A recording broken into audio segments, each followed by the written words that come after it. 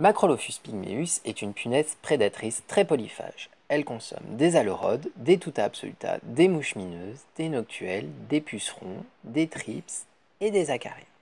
Elle est très utilisée dans le cadre de la protection biologique intégrée des exploitations maraîchères. Un essai, mis en place dans le cadre du projet MacroPlus porté par le GRAB, vise à évaluer l'utilisation des soucis comme refuge hivernal pour le Macrolophus. Cette technique a été mise en place sur des exploitations du défi ferme maraîchage de Vendée, pilotées par la Chambre d'agriculture des Pays de la Loire.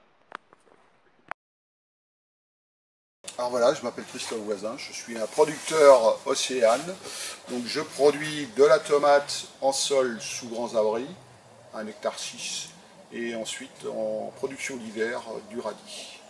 Alors les macrolophus, il y a peut-être une dizaine d'années qu'on les utilise. Alors avec les lâchers de macrolophus, le souci qu'on avait c'était vraiment dans l'installation des macrolophus. On les installait relativement tôt dans des conditions sous grands abris pas très favorables et de fait l'installation était souvent lente et on arrivait à une population satisfaisante souvent fin juin, ce qui était probablement un peu tard.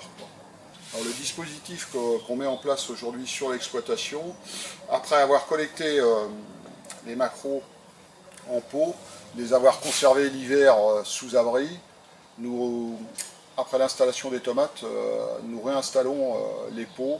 Alors, en général, on met un pot et demi pour 100 mètres carrés et nous nourrissons sous quinzaine les macros avec des œufs d'artémia. Les soucis sont semés aux environs du 15 août, de manière à les mettre en place pour collecter les macros à la mi-septembre, fin septembre.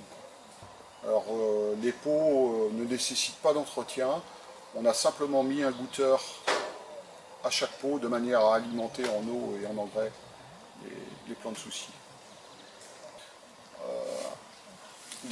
L'installation des macrolophus avec ce dispositif se fait de manière beaucoup plus rapide. Et le fait de nourrir les plants de tomates en tête facilite l'installation et la dissémination des macros à l'intérieur des installations. Le temps d'installation est guère plus important que les lâchers classiques de macrolophus.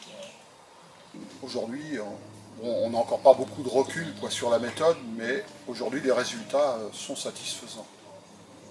Je pense que beaucoup de producteurs peuvent adopter ce genre de méthode.